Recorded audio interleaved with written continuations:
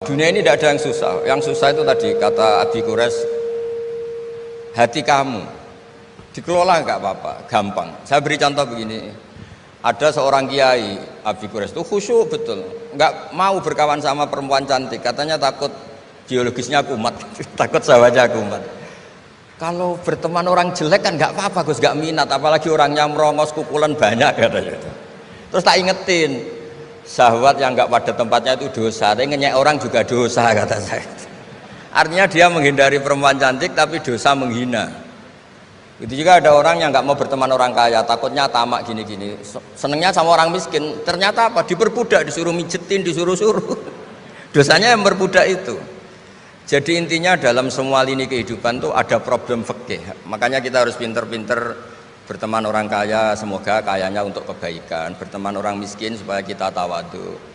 Melihat alumni UGM yang sukses kita bangga. Yang bikin masalah kita istighfar, gitu aja, gampang kan urusannya. Artinya kiai juga sama. Kiai itu punya alumni yang jadi kiai, alhamdulillah. Yang enggak jadi kiai problem, dan kita istighfar semua di semua kehidupan kita. Nah, kata bapak, ini bapak saya, kalau pagi-pagi Abi Quraisy itu ada orang nyun sewu, orang miskin, sholatnya pas-pasan, pakai celana pendek, pagi-pagi rokok di warung. Bapak itu mesti bilang gini, hak, aku sing kiai ra mesti sebahagia itu. Sudah marung, nggak punya uang, ngutang, itu nyingkrang bahagianya, masya Allah. Itu kata bapak, itu rahmatnya Allah. Orang nggak punya karya, nggak punya prestasi sebahagia itu, jangan diganggu kan. Selama ini kita sebagai akademisi, sebagai dosen juga ikut salah, melahirkan satu faham, bahagia itu kalau jadi dosen, bahagia itu kalau jadi rektor, jadi menteri, sehingga orang itu tidak kok berbahagia dengan kesehariannya. Padahal orang seperti itu, sering saya ketemu orang nganggur itu, wah enak Gus jadi wong nganggur, lebih jadi menteri dikongkon presiden, jadi pejabat esok kudu ngantor, jadi wong biasa enak, wae turu-turu, wae ngopi-ngopi gitu. Intinya bahagia seperti ini tidak usah dibatalkan, biar aja tetap bahagia seperti itu. Karena kalau kamu jadi dosen, nyanyi Anda di UGM juga kamu nggak mau. Jadi itu penting, ngelola kebahagiaan itu penting. Jadi ini Mbak Aida, Mbak Aji, semuanya harus dilatih lah, bahagia itu dilatih. Syukur-syukur model wali ya, terus sujud, terus sungkem di Allah. Kalau nggak model wali ya dilatih yang gampang-gampang. Saya teringat konflik itu dimulai dari tersinggung. Saya ulang lagi, konflik itu dimulai dari tersinggung. Saya punya sekian khazanah tentang ngelola tersinggung. Saya berkali-kali cerita itu. Suatu saat Imam Syafi'i didatangi orang, cium tangan, terus hormat. Setelah itu orangnya menghujat. Dilaporkan sama santrinya, itu orang yang tadi nyium engkau, di luar menghujat engkau, menghina engkau.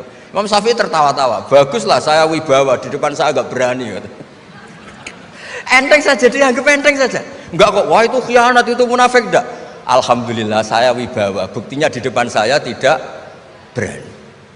Nah, ini tip Bu Rektor, kalau ada yang ngerasa ini jenengan di luar, alhamdulillah di depan saya tidak berani. Jadi enteng saja. Diceritain lagi, orang separuh dari kampung ini nggak suka jenengan Imam Syafi'i karena engkau terlalu ngendikan hak. Baguslah, kalau nggak suka saya berarti nggak ngutang saya. Yang masalah tuh yang suka-suka itu bisik-bisik minta-minta. Jadi dianggap enteng saja. Kalau Anda sudah bisa ngelola konflik seperti itu, ringan saja. Ada lagi ulama disuruh ke tetangganya, setelah datang ke rumahnya, irji falah hajata libik, sudah kamu kembali, saya tidak butuh kamu. Setelah sampai rumah dipanggil lagi, ya saya jadi butuh kamu, silahkan ke rumah. Datang lagi sampai 3 kali. Dan setiap dari 3 itu ulama tadi senyum, senang, puas sekali. Akhirnya pemuda tadi tanya, engkau saya bully, saya kerjain kok tetap senang ceria. Sampai 3 kali, ayo datang ke rumah saya. Setelah sampai rumahnya, sudah pulang aja, saya tidak butuh kamu.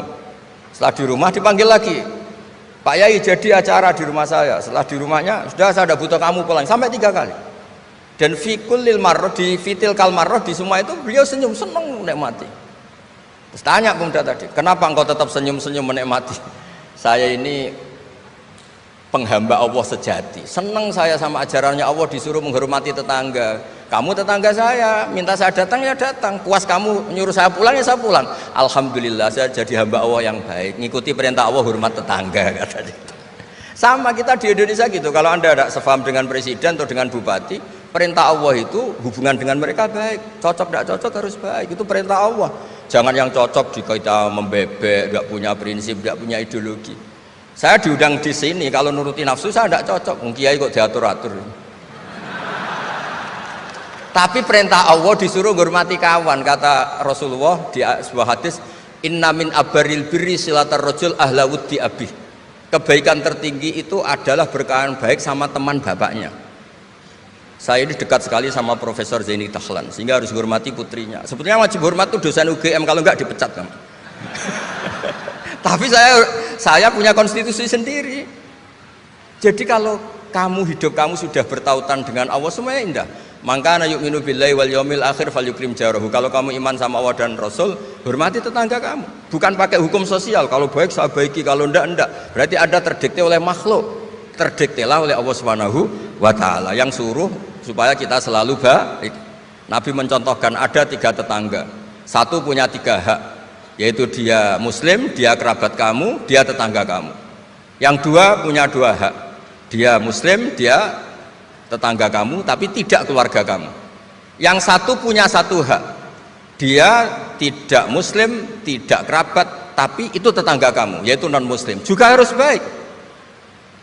Suatu saat Khalilur Rahman Ibrahim ditemani orang Majusi, umurnya 70 tahun. Cerita ini ada di Ihya, di Ar-Risalah Al-Qusyairiyah. Ya meskipun ini tidak bidang Pak Munjid, tapi referensinya saya sebut sebagai penghormatan pada UGM. Kamus keren, masa ngomong tanpa referensi itu.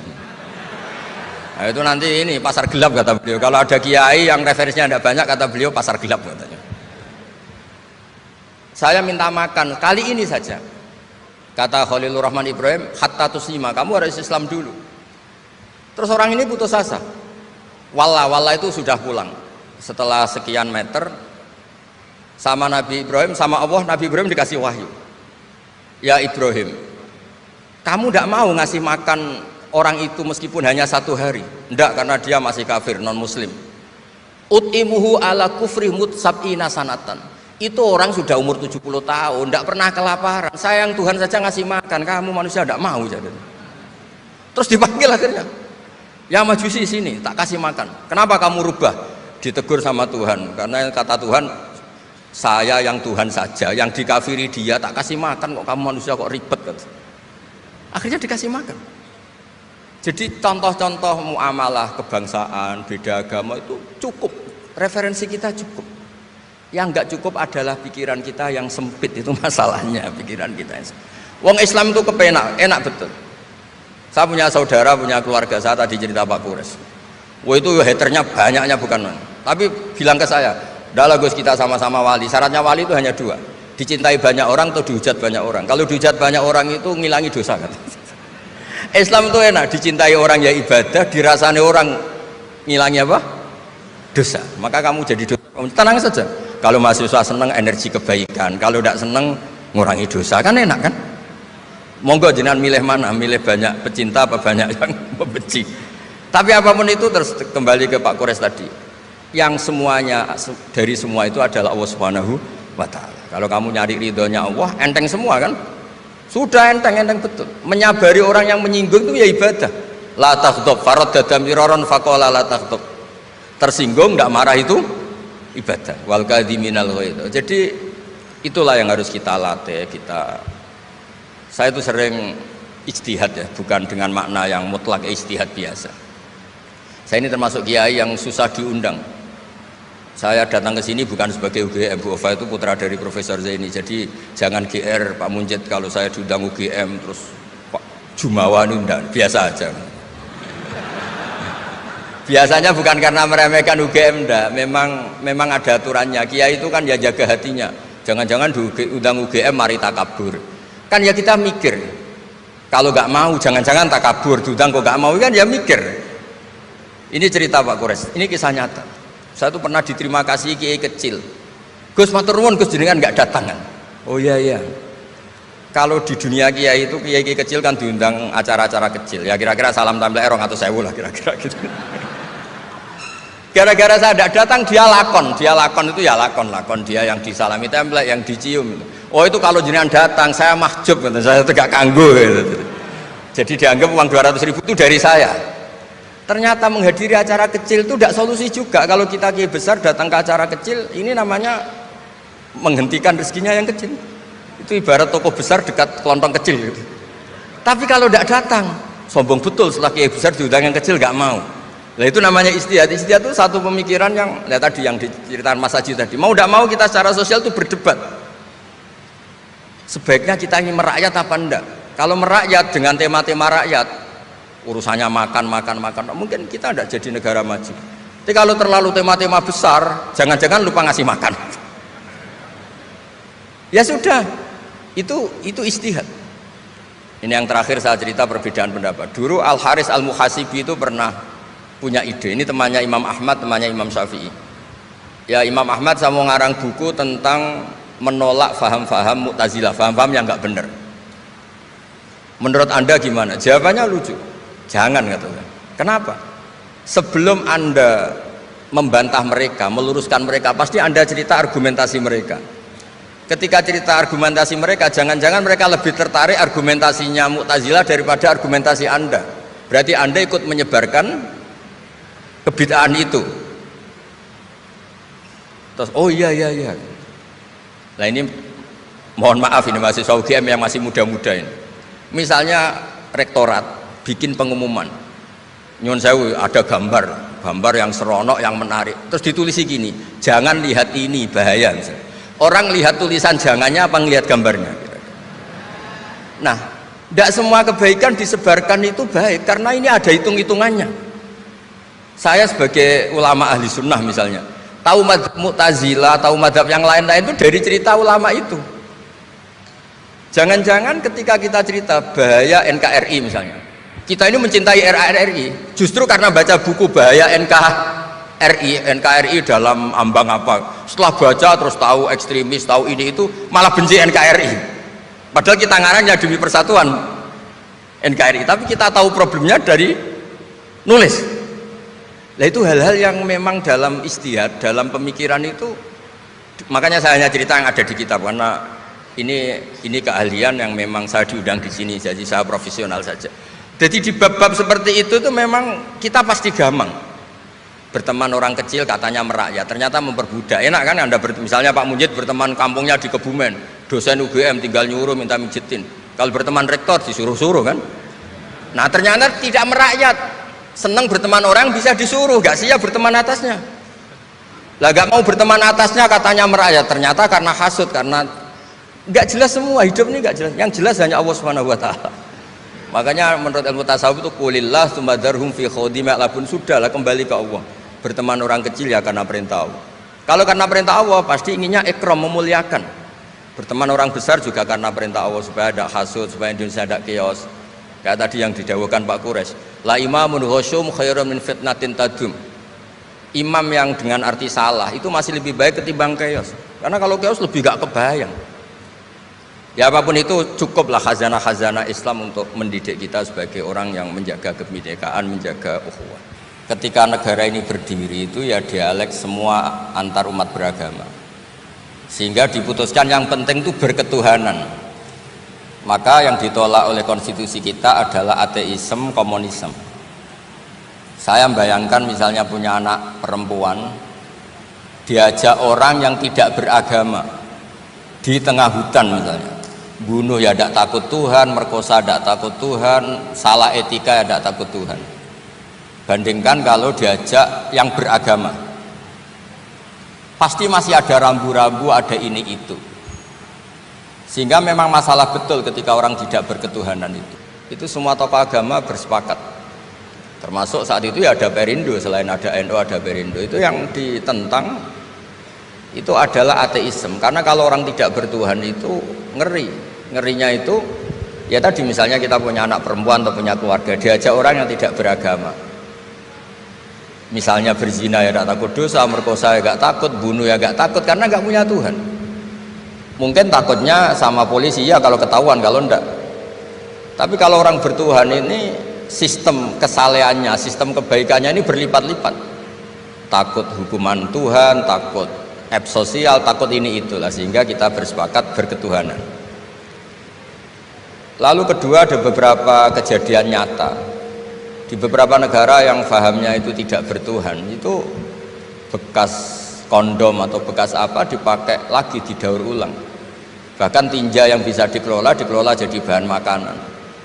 Kalau yang beragama tidak, termasuk mungkin di ilmu medis ini tidak wilayah saya, tapi saya cerita mungkin masalah-masalah kayak ya apa hal-hal yang menurut kita dilarang, menurut agama mereka enteng saja.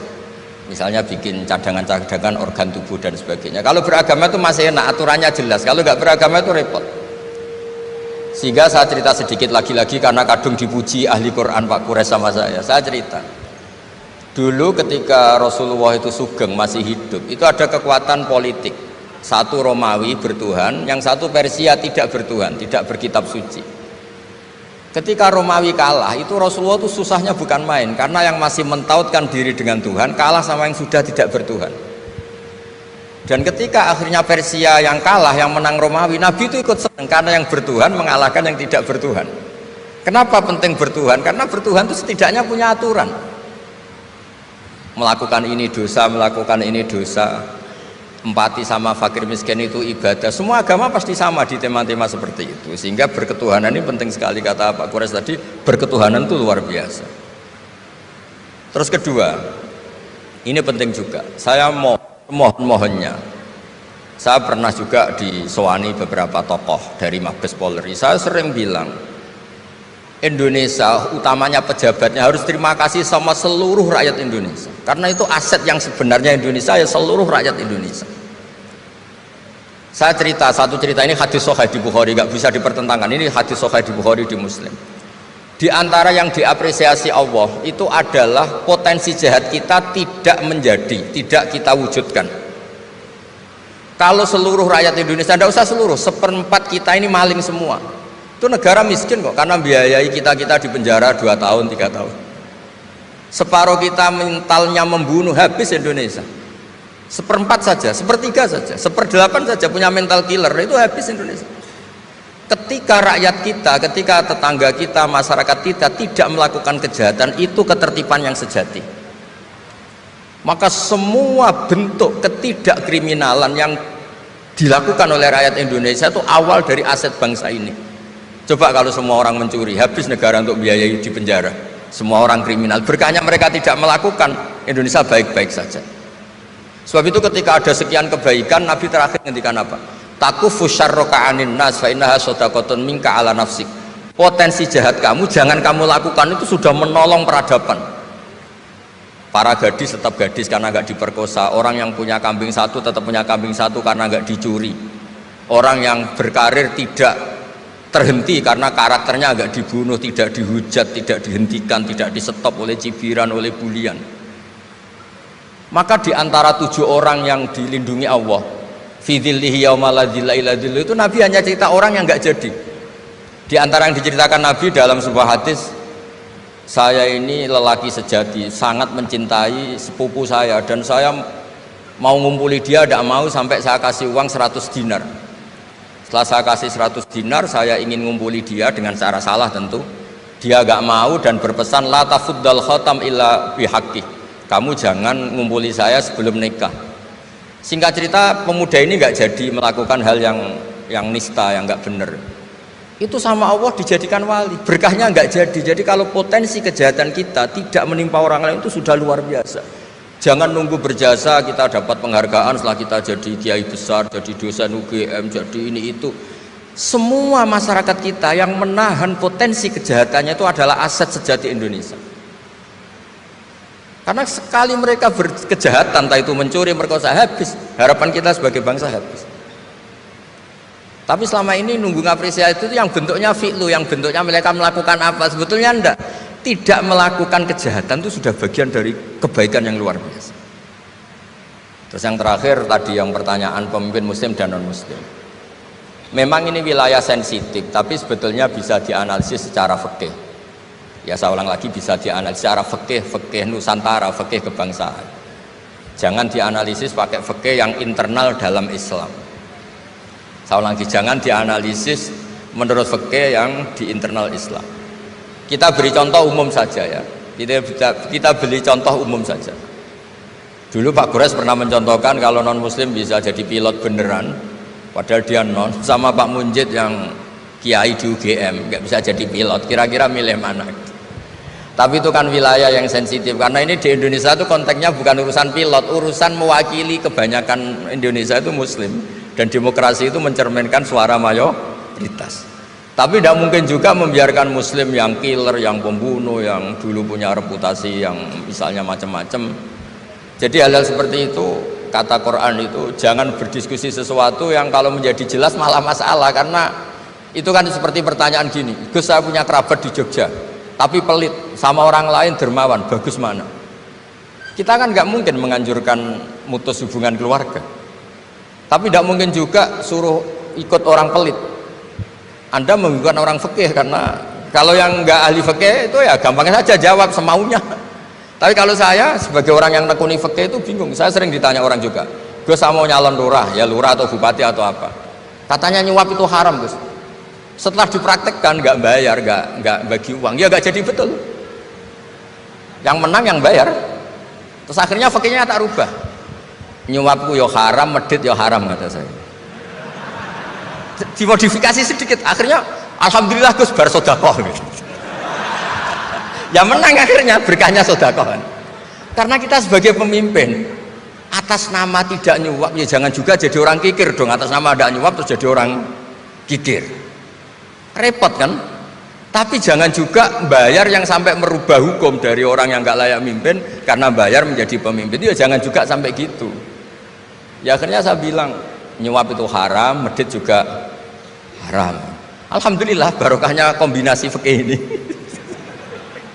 Ya nyuapnya tetap haram tapi rakyat tetap dapat uang gitu. Tapi nanti ketika Anda tidak layak jadi pemimpin itu juga haram karena menjabat sesuatu yang nggak wilayah Anda. Jadi seni-seni ngelola muslim, non muslim, dan itu tidak bisa dipukul rata karena itu wilayah-wilayah yang sensitif, yang butuh detail, yang butuh satu peristiwa spesifik. Saya pernah ditanya, Gus saya ini hidup di Amerika, kalau milih presiden kan sama-sama non muslim, milih yang siapa? Ya jawab yang akhafu dororon. Misalnya ada presiden Amerika yang sangat demokratis, misalnya dia membiarkan Islam berkembang, sama jenis non muslim yang Islamfobia, tentu milih yang demokratis. Ada yang dosanya itu membunuh, yang satu dosanya korupsi, ya milih ya korupsi karena membunuh itu lebih ekstrim timbang korupsi misalnya. Itu ada di aturan fikih, jika sama-sama pasti salah milih yang akhafud dororen, yang madorotnya ada begitu apa besar. Coba kalau kita punya pemimpin yang hobinya itu bunuh sama yang hobinya rakus harta misalnya, itu di fikih jelas dijelaskan milih yang rakus harta kalau bandingannya itu, karena pembunuhan itu lebih berat secara ukuran dosa. Tapi apapun itu, ini bukan pembenaran pada kesalahan, bukan, tapi memang ada aturannya. Apa kalau ada dua dororani, dua bahaya, urtukiba khafuma, kalau ada dua hal yang bahaya dipilih yang paling apa ringan. Kalau dalam konteksnya tadi, kalau kita membiarkan pemimpin yang nggak benar dipimpin orang nggak benar, tapi kalau memaksakan chaos misalnya, ya milih yang nggak chaos. Itu kan ada aturannya di fikih, karena Nabi menghindari al-harad. Hal-harad itu chaos, pembunuhan massal, itu nggak boleh. Dan mayu adila dalik juga nggak boleh, yang bisa potensi begitu juga nggak boleh. Jadi saya mohon di antara aturannya Quran itu latas alu anasya intu bedalakum tasukum, kamu jangan diskusi sesuatu yang kalau diperjelas malah kamu yang malu. Saya biasanya mencontohkan hal-hal yang ringan kayak suami istri. Misalnya Anda tanya sama Pak Munjid, istrinya tanya, Mas apa betul saya ini cinta pertama Anda, bukan alternatif terakhir? Wah, itu rata-rata orang nikah itu kan korban alternatif terakhir gitu. Itu kalau ditanya sama-sama konangan itu aslinya itu. Ceweknya juga sama, apa betul Pak Minjit itu cinta pertama pilihan terakhir? Oh saya sering mau nikah ini orang yang saya cintai, tapi takdirnya ini gitu. Itu kan orang dibilang takdir itu kan ya tersinggung. Jadi banyak hal yang kalau didiskusikan tuh masalah-masalah. Latas alu an asya intu bedalakum tasukum. Kamu jangan tanya atau diskusi sesuatu yang kalau diperjelas itu malah masalah.